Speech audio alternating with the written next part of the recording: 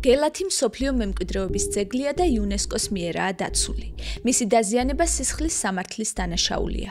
პროკურატურას შეეძლო გელათის ამბავი გამოეძიებინა და დამნაშავეებიც დაესაჯა, მაგრამ მე-6 წელია ვუყურებთ, როგორ მიდის გელათის საქმე უკან და უკან.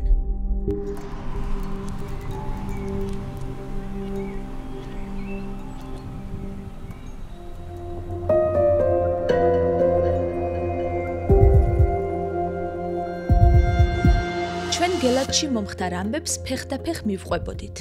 ამ 5 წელში მხოლოდ გელათის თემაზე 20 სტატია გამოვაქვეყნეთ. ამ პროცესში მოვაგროვეთ ყველა მტკიცებულება იმაზე, თუ ვინ მუშაობდა გელათში ამ წლების განმავლობაში, ვინ რა აკეთა, თუ ვერ აკეთა. ამ ვიდეოში სახელებით და გვარებით გიამბობთ ამ ხალხზე. ჩვენ არ ვამტკიცებთ, რომ ყველა მათგანი დამნაშავეა. ამის მტკიცების ტვირთი პროკურატურაზეა და იმედია დაწყებულ გამოძიებას მანამდე დაასრულებენ, ვიდრე გელათის ფრესკები საბოლოოდ განადგურდება. ფილმს ვიღებთ გელათზე. და რა გვაინტერესებს იცით? ქუთაისელებმა რა იციან დაზიანდა თუ არა გელათი ამ ბოლო ხანებში? რა თქმა უნდა დაზიანდა. ვინმე ვიცის რო არ დაზიანდა? ეგ არის პირდაპირ ვთქვათ რა, ყველასი, ანუ მარტო მთავრობას კი არ ვამბობ. ჩვენიც, ყველასი, ანუ ჩემი პირადად და ყველას დანაშაულია რომ ეგ მდგომარეობაშია. გელათის რეკონსტრუქცია მიმდინარეობს როგორც ვიცი. დაზიანდა თუ არა? რატომ მიმდინარეობს? ფრესკების დაზიანება მოხდა როგორც ვიცი. იცით. ვინ დააზიანა იცით? ანუ სახელების და გვარების დონეზე რამე იცით? არაფერი. მადლობა. სულ ეს იყო. დაზიანდა ვის რო წყალი წვეთავს და სახურავი არის გასაკეთებელი. და ვის გამო ხდება ეს სახელები და გვარები ხო არ იცით? არაფერი. მადლობა, სულ ეს იყო, მადლობა. გელათი დაზიანდა თუ არა, როგორ იცით? ამ ბოლო ხანებში. ისე რა გსმენიათ? ტელევიზიებ დაზიანდა. ხო, ვინ დააზიანა იცით? სახელები და გვარები? ამინდმა. ამინდმა? კაი. კარტო პასუხი. მადლობა. დაზიანებულია კარგა ხანია. კარგა ხანია. და ვინ დააზიანა? ამაზე გსმენიათ რამე? სახელები და გვარები? არა. მიუხედავად იმისა, რომ ხშირად დავდივარ გელათში. მადლობა. გაიხარეთ, დიდი მადლობა. შემოვიარეთ ესე ქუთაისი. და ვეკითხებით ხალხს, ძირითადად. ნუ ახალგაზრდებს უმეტესად, მაგრამ შუახნის ხალხიც იყო და ვეკითხებით, რომ რა იცით გელათზე? რა დაზიანდა? თუ იცით, რომ დაზიანდა, საერთოდ თუ დაზიანდა, რა იცით? ნუ რასაკვირველია, არავინ არ იცის მოქმედი პირები ვინ არიან და ვინ დააზიანა. მაგრამ მე მაინტერესებს თქვენგან, როგორც სამოქალაქო აქტივისტისგან, თქვენ თუ იცით და რა იცით და მეორე ხალხმა რატომ არ იცის? მე მგონია რომ იმ ხალხმაც იციან რეალურად რაც ხდება გელათში, ვინც უნდა იცოდეს. მაგრამ მათ რო ამაზე გამოხატონ ის რეაქცია, რა რეაქციაც უნდა გამოხატონ, მერე უკვე უპირისპირდებიან ორ ისეთ ძლევამოსილ არც თუ ისე კეთილგანწყობილ ინსტიტუციას, როგორც ერთი მხრივ არის სახელმწიფო, მეორე მხრივ საპატრიარქო. გელათი არის ალბათ ჩემთვის ერთადერთი საკითხი, რომელშიც პერსონალურ მარცხს ვგრძნობ. იმიტომ რომ ვერაფერი ვერ ვქენი, ვერც მე და ვერც ძალიან ბევრმა ადამიანმა, რაც მას ჭირდებოდა რომ გაგვეკეთებიათ. რა კარგი რამე თქვით ეს პერსონალური მარცხი. კი, მე იმიტომ რომ მეც ეგ განცდა მაქვს ზუსტად, რომ კი, პერსონალური. ხო, აი, ამდენი წელია, აი 2020 წლიდან მოყოლებული ჩვენ ვაშუქებთ და არ მთავრდება ეს ამბავი და მეც სულ ეგ განცდა მაქვს, რომ აი ეს ჩემი მარცხია პირადი, რომ რაც შეგვიძლია ვშვებით, მაგრამ მაინც გელათი იგივე მდგომარეობაში რჩება სამწუხაროდ. ის შეუქცევადი ზიანი რაც დგება, ამას აღარაფერი აღარ გამოასწორებს უკვე. მუდმივად ამაზე აპელირებ. დამთვალიერებელი ხო აღარ წამოდგება და მოხატავს, ახლა მოახატინებს იგივე. მე მგონი მაგითკენ მიდის პროცესი, რომ წამოდგება რაღაცნაირად. ჩვენ ახლა ვაპირებთ გელათზე წასვლას. ბოლოს როდის იყავით თქვენ? ბოლოს გელათში ვიყავი 2 თვის წინ. 2 თვის წინ ახლა კიდე რაღაცები შეიცვალა. ის შემდეგ ახლა დაიწყეს კიდევ ახალი სამუშაოების ახალი ეტაპი. ხო წამოხვიდოდით ჩვენთან. შეამოვნებით. ეს ყველაფერი გამოიწვია იმან, რომ წყალი ჩავიდა იქ და ის პროცესი დაიძრა. ანუ სახურავი რო გაფუჭდა ის კრამიტი რო არასწორად დააგეს, შიგნით რო ჰიდროიზოლაციის სივრცე მოშალეს, ან ბევრი შეცდომა დაუშვეს სახურავის გადახურვისას იმ კრამიტით, მაგრამ გამოიწვია მე ეს ყველაფერი, თორე ეს არ გვექნებოდა. სახურავი რო არ ყოფილიყო პრობლემა, ეს არ მოხდებოდა მე. გრუნტის წყალიც პრობლემურია აქ ეზოში დგება და ნაკვლევი არაა, დრენაჟი არაა. რომელზეც მუშაობს ის ჯგუფი ამბობდა, რომ მოულოდნელი იყო. რა გრუნტის წყალი? არ ელოდებოდნენ ამ წყალს. მე შევდივართ. მე მგონი. ზემოთ ვერავალ, ხარაჯოზე რა უჭირს აგერვალი.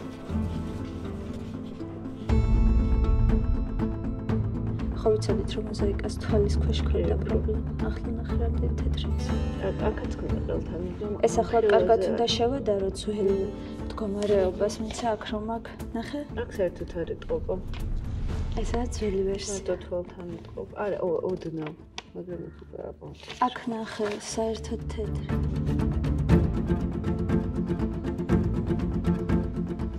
ახლა მე იქ ხო არ უნდა ვსულიყავი. აქ ხო ვიღაცა უნდა იყოს ვინც. მოვიდოდით, მე საერთოდ მეგონა რომ შიგნითაც ვერ შემოვიდოდი. მეგონა რომ ეზოშიც ვერ შემოვიდოდი და რა თუ ხარაჩოებზე ავიდოდი და მოზაიკას ვნახავდი. არც არავინ შემოსულა ხო ქვემოთ რომ ელოდებოდი. იყო რამდენიმე ადამიანი დამთვალიერებელი შემოსული სალოცავად და გავიდნენ, მაგრამ პასუხისმგებელი პირი არავინ არ იყო. გამიკვირდა, შეიძლება შაბათ-კვირას არ მუშაობენ.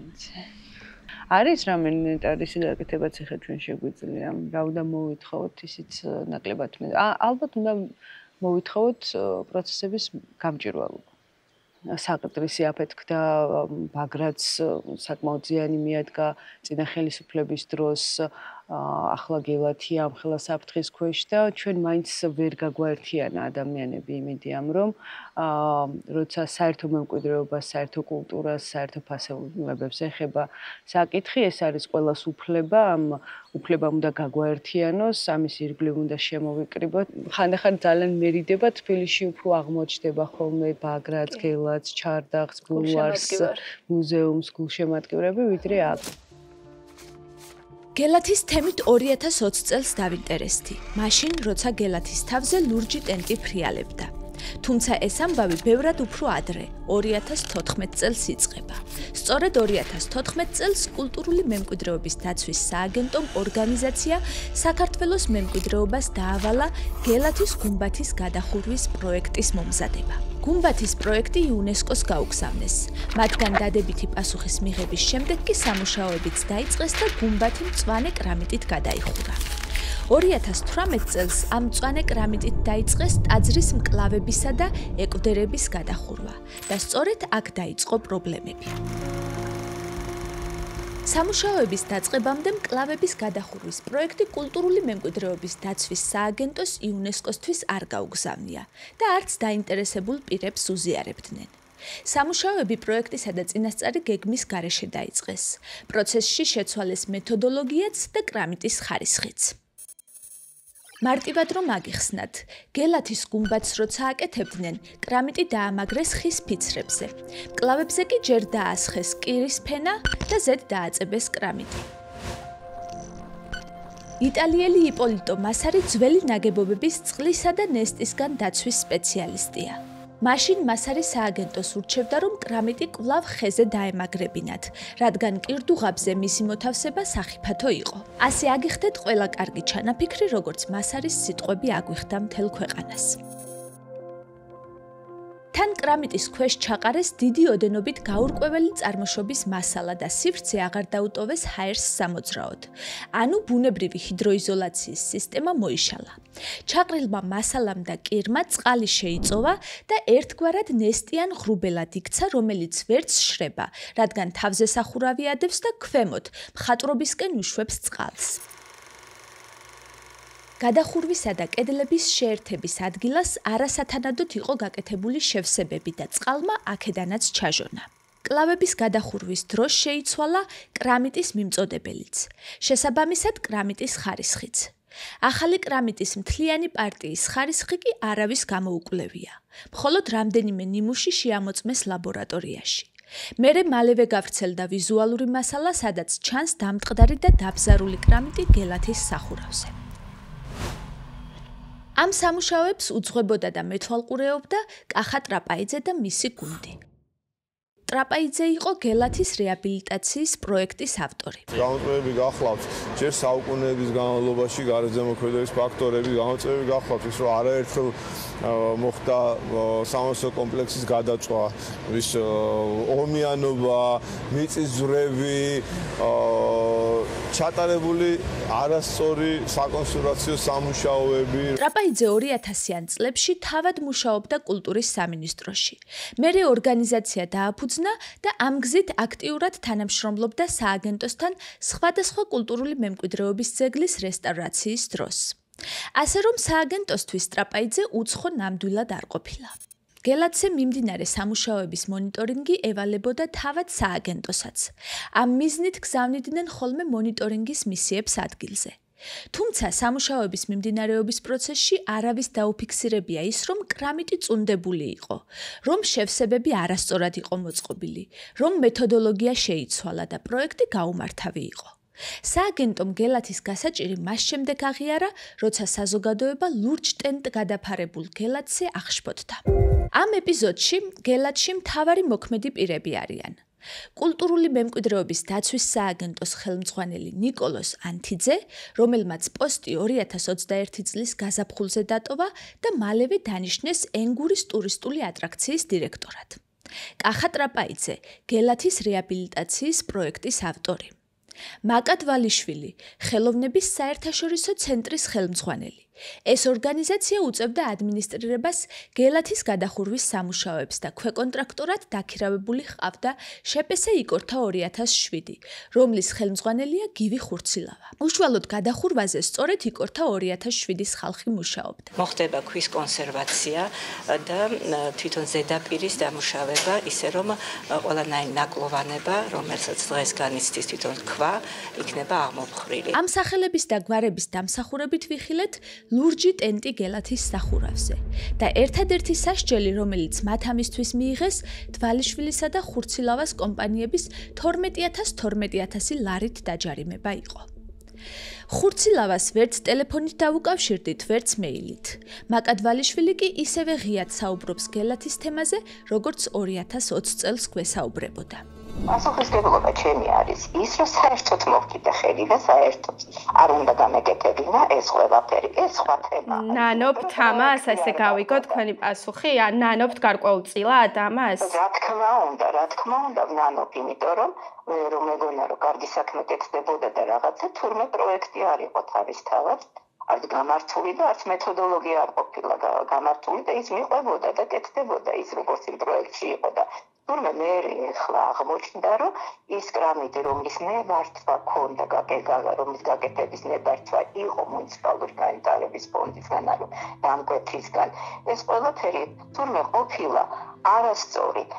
ჩემი ფუნქცია კიდევ ერთხელ ვიმეორებ არის თანხების მოძიება და ადმინისტრაციული მხარე, თორემ პროფესიულად ყველაფერ ამას ყავს თავისი შემსრულებლები.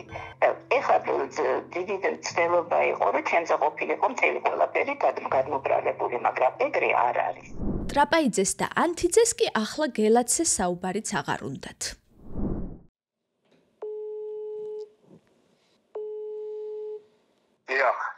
ალო, გამარჯობა, ბატონო კახა, ჟურნალისტი ვარ iFact-დან. თქვენთან მაქვს რამდენიმე შეკითხვა გელათის რეაბილიტაციასთან დაკავშირებით.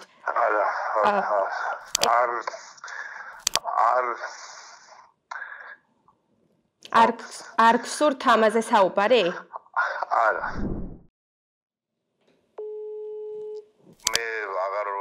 საერთოდ ჟურნალისტებთან კულტურულ მემკვიდრეობაზე არ საუბრობ. კი, ვიცი. ჩემი კომენტარები შეგიძლიათ ამოიღოთ სხვადასხვა იქიდან და ფილმში ჩასვათ. ამ წლების განმავლობაში, როცა სტატიებს ვაქვეყნებდით, ხშირად შემომპარვია ის ფიქრი, რომ ხალხი სწორად ვერ აფასებს იმას, რაც გელათში ჩვენს თვალწინ, ჩვენი სიჩუმის ფონზე ხდება. შეუძლებელია ეს მხოლოდ ამინდს დაბრალდეს. მე-12 საუკუნიდან მოყოლებული წარმოიდგინეთ რამდენჯერ წვიმდა გადაუღებლად გელათის თავზე. რამდენჯერ მოვიდა თოვლი, მაგრამ ღვთისმშობლის უნიკალურ მოზაიკას ისეთი ზიანი არასდროს მისდგომია, როგორც ახლა ვხედავთ. და მაინც ვიღაცებს ალბათ გონიათ, რადგან ტაძარი ფიზიკურად დგას, სანერვიულოც არაფერია. ლალი პერტენავა ხელოვნებად მცოდნეა. ერთხელ საჯაროდ დაწერა გელათით და ბაგრატით ვისწავლე, როგორ და რატომ ქმნის ადამიანი ხელოვნებასო. ჩვენ კი გვესმის, რატომაა გელათის მხატვრობა უნიკალური და მოსაფრთხილებელი, მაგრამ სპეციალისტის სიტყვებსაც მოვუსმინოთ.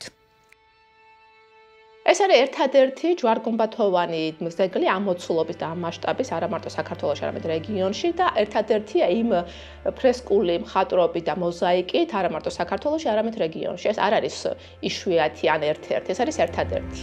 ხატულობა და მოზაიკა, რომელიც გელათის ღვთისმშობლის ტაძარში არსებობს, არის იგივე ისტორიული მნიშვნელობის და ღირებულების მატარებელი, როგორც იყო მაგ დროს წამყვანი იმპერიის ბიზანტიის მოზაიკა. გონია, რომ იმხელა დატვირთვა აქვს ამ ძეგლს თავისი მნიშვნელობით სახელმწიფოს უტოლდება. ეს არის სახელმწიფო ღირსება და სიმბოლიკა. ალეგორია კი არ არის ჩემთვის, ზუსტად ვიცი, რომ გელათი თუ მოკვდება საქართველოს. ძეგლის ავთენტურობის გამო არის ამ ეტაპზე გელათი იუნესკოს სიაში, თუმცა არის რისკის ქვეშ ძეგლების სიაში. ეს რისკი თუ გაიზრდება და რისკი იზრდება და თუ დაერღვევა მისი ორიგინალური სახე, ჩამოირეცხება ფრესკები და ვერ მოახერხებენ ისე გადახურვას, რომ ორიგინალურობა შეინარჩუნონ, რაც დაემართა ბაგრატს, ის დაემართება და ამოიღებენ სიიდან.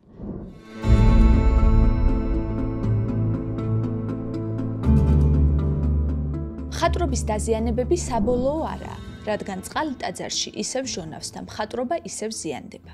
ამაზე ბოლო სტატია აგერ ახლა მარტში გამოვაქვეყნეთ. ამ ზამთარსაც გელათი შესაბამისი სახურავის გარეშე იყო. ათოვდა, აწვიმდა და ეს ნალექი თავის კვალს კიდევ დატოვებს.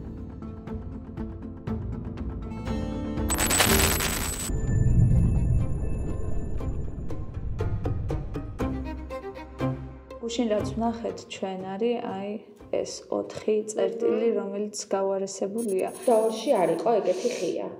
აშკარად. და აქაც ამ ლურჯ მასთან არაფერი არ აქვს. და რისკი არის მათ შორის აი ამ კენჭების ჩამოვარდნის, რასაც ეს რობერტო ნარდიც თავის კვლევაში წერდა და ეგ არის პრობლემა, რომ ჩვენ ახლა რაც უნდა ჩვენი თვალით იქ ფოტოების გადაგეღო, ამას ვერ აღვიქვამდით და ამიტომ გჭირდება პერიოდული რაღაცა მუდმივი მონიტორინგი და გამოქვეყნება ხარისხიანი ფოტოების მკვლევრობის მხრიდან, ხო, თორემ ჩვენ ახლა ამას ვერ გავიგებთ. თან თუ გავიხსენებთ, რომ ახლა თოვლის პირობებში საკურთხეველი იყო, თოვლი იდოილი და შესაძლებელია რომ წყალიც შესულიყო. თებერვლის მერე აუცილებელია, რომ უკვე რაღაცა ენახათ იქაური მდგომარეობა.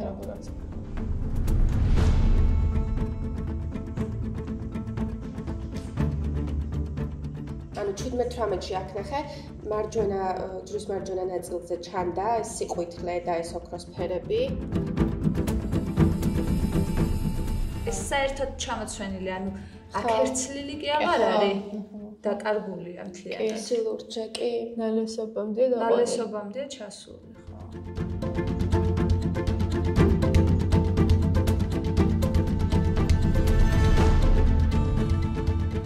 დაზიანებული მხატვრობისა და სახურავის საშველად სააგენტომ 2021 წლის ივნისში 2 იტალიური კომპანია დაიქირავა. ჯოვანი სეკოს სუარდოს რესტავრატორებს მხატვრობისთვის უნდა მიეხედათ, რესტრუერეს კი სახურავისთვის.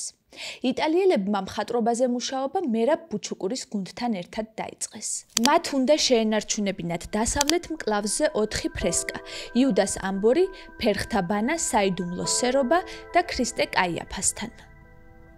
სუარდომ და რესტრუერემ წელიწად ნახევრის განმავლობაში ისე იმუშავეს, რომ მათთან რაიმე პრეტენზია სააგენტოს არ ჰქონია. თუმცა პრეტენზიები ჰქონდათ დამოუკიდებელ სპეციალისტებს, რომლებიც ამტკიცებდნენ, რომ ბუჩუკურის გუნდმა მხატვრობის აღდგენა და ტონირება სველ კედლებზე დაიწყო. არ დაელოდა მათ გაშრობას და ეს საფრთხის შემცველი იყო მხატვრობისთვის. არც ერთი დეტალი არ დაზიანებულა. ეს ნიშნავს ის მეთოდოლოგია, რომელიც იტალიის რესტავრატორმა კვლევის შედეგზე დაყრდნობით შემოგთავაზეს, საუკეთესო აღმოჩნდა. ჩვენ რომ 4-5 წელი მოგვეცადა სანამ გაშრებოდა, ნუ цариლა ქვები შეგვჭებოდა და ქვების რესტავრაციის სპეციალისტი მე არა ვარ. ბუჩუკურმა ამ ფილმში მონაწილეობაზე უარი გვითხრა. რამეს თუ ვიტყვი, მაინც დამაბრალებენ, რომ თავს ვიმართლებ და კუდი გამოებმება ამ ამბავსო. თუმცა ადრე სტატიების მომზადებისას მას ჩვენთან არაერთი ინტერვიუ ჩაუწერია და მისი პასუხები დეტალურადაა მოცემული ჩვენ სტატიებში.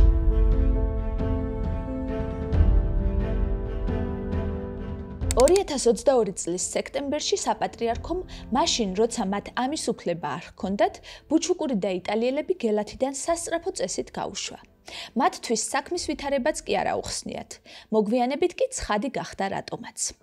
იტალიელების წასვლიდან 7 თვეში კულტურის ახლად დანიშნულმა მინისტრმა თეაწუ ლუკიანმა საჯაროდ თქვა, რომ სამინისტრო პასუხისმგებლობას იხსნის გელათზე და რეაბილიტაციის მართვას საპატრიარქოს ანდობს. ოღონდ საპატრიარქოს სამუშაოების დასაფინანსებლად ფულს ისევ სამინისტრო უხდის. 2023 წლის აპრილიდან დღემდე ოფიციალური ინფორმაციით სამინისტრომ საპატრიარქოს გელათის რეაბილიტაციისთვის 12 მილიონი ნახევარი ლარი მისცა. აქედან მოყოლებული გელათის გადარჩენა და ფერწერის, მოზაიკის თუ სახურავის პრობლემების მოგვარება საპატრიარქოს პასუხისმგებლობაა. ამ ყველაფრის ორგანიზებისთვის საპატრიარქოში შეიქმნა გელათის რეაბილიტაციის დროებითი კომიტეტი. მისი თავმჯდომარეა პატრიარქის ტახტის მოსაყდრე, მიტროპოლიტი შიო მუჯირი. დღეს რაც ხდება გელათში, ნამდვილად არის ღვთისწყალობა. თუმცა უშუალოდ ადგილზე სამუშაოებს ზედამხედველობს არქიმანდრიტი კირიონ ონიანი. სახურავისა და მხატვრობის მდგომარეობის გამოსასწორებლად კომიტეტს დაქირავებული ჰყავს ქართველ და უცხოელ სპეციალისტთა ჯგუფები. მაგალითად, მხატვრობის ჯგუფში არიან მარიამ საღარაძე, ლელა ნინოშვილი და ბრიტანელი სპეციალისტები, ლიზა შეკედე და სტივენ რიკერბი. ამ ხალხს დაზიანებულ მხატვრობაზე აქტიური მუშაობა 2024 წლის მარტამდე არ დაუწყია. მანამდე იკვლევდნენ მხატვრობას და ადგენდნენ მეთოდოლოგიას, თუ როგორ უნდა ემუშავათ ადგილზე. არადა იუნესკოს რჩევით ფრესკებზე გადაუდებელი ჩარევა 2022 წლის ზამთარშივე უნდა დაეწყოთ. ანუ ის 2 წელი, რომელიც კრიტიკულად მნიშვნელოვანი იყო მხატვრობისთვის, დაიკარგა. ლელა ნინოშვილი კედლის მხატვრობის სპეციალისტია. ახლა კომიტეტის მიერაა დაქირავებული გელათის მხატვრობაზე სამუშაოდ. მისგან გვაინტერესებდა მოეყოლა, რა ვითარება ახლა ფრესკებზე და რას გეგმავენ. ჩვენ გვაქვს გუნდში რაღაცა პროტოკოლი, რომელსაც ყველა გუნდის წევრი კაცრად ვიცავთ. გვაქვს შეთანხმება და ვმუშაობთ ამ ერთი საერთო პოლიტიკით. მე მესმის თქვენი ინტერესი და გულისკივილი.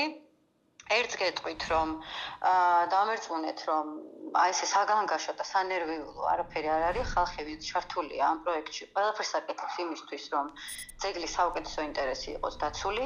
კომიტეტს თუ ექნებოდა ამისი სურვილი და ამისი ნება და ჩათვლიდა ამას საჭიროდ, მე კი ბატონო თქვენ მოგცემდით ინტერვიუს, მაგრამ მე ამ პოლიტიკას ვერ დავარღვევ და ამ წესის წინააღმდეგ ვერ დავალ, სწორედ გამიგეთ. მხატვრობასთან ერთად კვლავ პრობლემურია სახურავიც.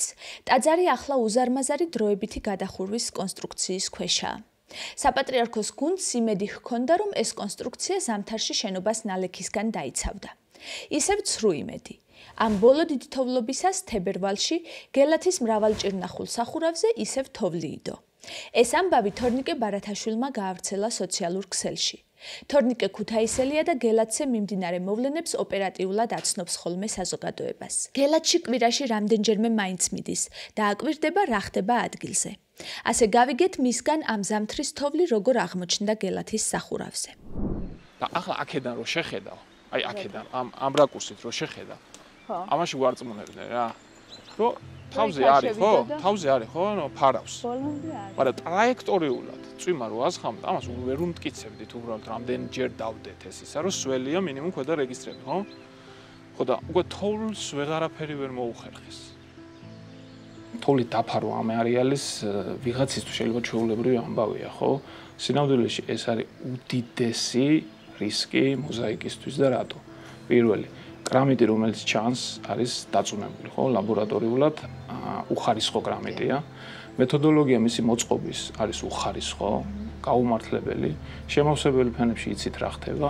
შესაბამისად, იმ იმედად, რომ კედელს მოცილებულია მოზაიკა და პირდაპირ ინფილტრაციის კვალი შეიძლება იმავე წუთს არ კონდეს მას, ეს არაა დაზღვევა იმისთვის, რომ ის არ დამძიმდება მდგომარეობა, კლიმატს არ შეცვლის ფენებს შორის და გამომარილებას კიდევ უფრო აქტიურს არ გახდის. ასე რომ რაღაცა როგორ გითხრათ, რა პრიმიტიული მიდგომებით საზოგადოებასთან საუბარი, როცა საზოგადოება საქმის კურსში შეიძლება ყველა დეტალებში ვერ იყოს, შეიძლება პიარულად იყოს გამართლებული მოკლე მონაკვეთში, მაგრამ თუ კი ვემსახურებით მიზანს, ამ მიზანს ახ ჩვენ თვალწინ გვაქვს, ხო? ამ შემთხვევაში გაუმართლებელია და ხა უნდა გადაწყვიტოს ამ ხალხმა პიარს ემსახურებიან თუ მიზანს ემსახურებიან. ეს ორი სხვადასხვა რამაა. შეიძლება ვიღაცას თვალი მართლა აუხვიო გარკვეულ რაღაც დინამიკაში და გარკვეულ პერსპექტივით, მაგრამ შედეგისთვის ეს ვერ იქნება გამართლებული. ასე რომ როცა შეცდომა იქნება ხოლმე ჩადენილი, უნდა ვაღიაროთ რომ შეცდომა აღარ გავიმეორთ ხან ელემენტარულ ამბებზე ვსაუბრობ. ანუ ახლა რა გამოდის? შეცდომას შეცდომა ემატება. დროებითი გადახურვა გელათს ნალექისგან ვერ იცავს და პლუს ამხელა სიმძიმის კონსტრუქცია ეხება ტაძრის გარე ფასადს, რაც მისი დაზიანების რისკს ქმნის. გადახურვის სამუშაოებს გერმანული კომპანია Quadrex-ი ასრულებდა. დროებითი გადახურვის პროექტის ავტორი კი არქიტექტორი ვახტანგ ზესაშვილია. სადღაც რაღაცას აპარებს კი, მაგრამ ეს არ არის ის, რომ ანუ სახურავის გარეშე დავტოვეთ აფსიდან. ერთი თვის განმავლობაში იმდენ წყალს ვერ გაატარებს, რომ რაღაც საშიშროება შეუქმნას.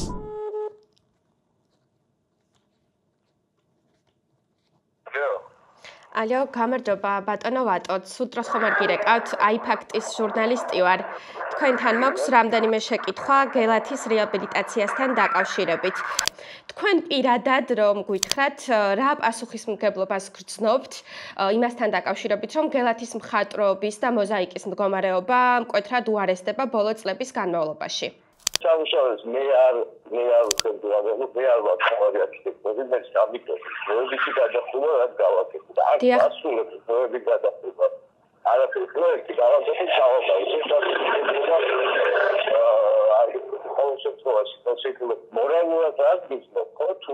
კი, მორალურად მაინტერესებს თუ ხართ პასუხისმგებელი იმ რისკებზე, რაც შეიძლება ახლდეს დროებითი გადახურვის არსებულ კონსტრუქციას, ის რომ დაყრდნობილია და შეხებულია ის ტაძართან უშუალოდ. ამაზე რომ იპასუხოთ.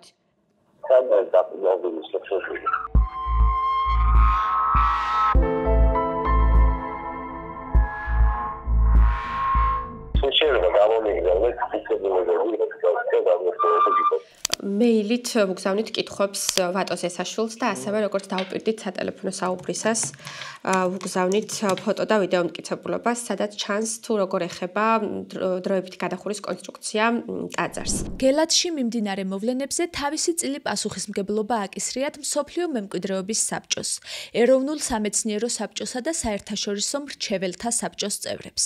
სწორედ მათი მოვალეობა იყო ეკონტროლებინათ გელათზე დაგეგმილი სამუშაოები, შეემოწმებინათ პროექტების ვარგისიანობა და წინააღმდეგობა გაეწიათ სამუშაოს შემსრულებლებისთვის. საბჭოს წევრებისგან გელათში მიმდინარე მოვლენებზე ხმამაღალი სიტყვა იშვიათად გვახსოვს. ჩვენ წერილები გავუგზავნეთ მსოფლიო მემკვიდრეობის საბჭოსა და ეროვნული სამეცნიერო საბჭოს 12 წევრს. მათთან მხოლოდ 3 კითხვა გვქონდა, ძირითადად მორალურ ნაწილზე. მხოლოდ ერთმა გიორგი გაგოშიძემ გვიპასუხა, რომ თავად ხელოვნებად მცოდნია და არქიტექტურულ საკითხებში საბჭოს სხვა არქიტექტორის სპეციალისტების მოსაზრებებს უფრო ეყრდნობოდა. თუმცა გრძნობს საკუთარ წილ პასუხისმგებლობას, რადგან სააგენტოში მუშაობდა და მზადაა პროკურატურასთანაც ითანამშრომლოს გელათის ამბის გამოძიებას თუ დაიწყებენ. გელათის საქმეზე გამოძიება ფინანსთა სამინისტროს საგამოძიებო სამსახურმა პროკურატურის ზედამხედველობის ქვეშ დაიწყო. უნდა დაედგინათ, რამდენად მიზნობრივად დაიხარჯა რეაბილიტაციისთვის გამოყოფილი თანხა. 2022 და 2024 წლებში ამ საქმეს ახალი მუხლები დაემატა. სამსახურებრივ გულგრილობასა და მსოფლიო მემკვიდრეობის ძეგლის დაზიანებაზე. გელათის დაზიანება მოხდა სწორედ იმიტომ, აქედან დაიწყო ეს ამბავი, რომ არასწორად ჩატარდა სარემონტო სამუშაოები. აქედან გამომდინარე, ეს დანაშაული მოიცავს მრავალ კომპონენტს. ამ დანაშაულის გამოძიების პროცესში ჩართული არიან უცხოელი ექსპერტები, სწორედ ამ სარემონტო სამუშაოების შესრულებისას.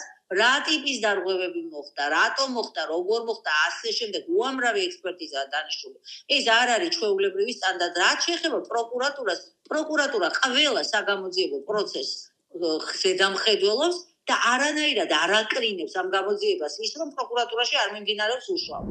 წესით პროკურატურას ეს ინფორმაცია ანა ნაცვლიშვილისთვისაც უნდა მიეწოდებინა, რადგან მან 2021 წელს საგამოძიებო უწყებას განცხადებით მიმართა და მოითხოვა გელათის დაზიანების საქმეზე გამოძიების დაწყება.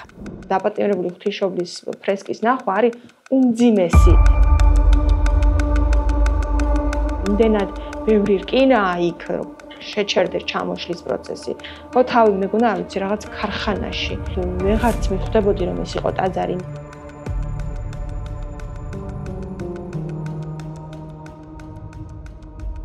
2021 წლის 18 იანვარს მიმართე პროკურატურას და მოვითხოვე გამოძიება კულტურული მემკვიდრეობის დაზიანების ფაქტზე.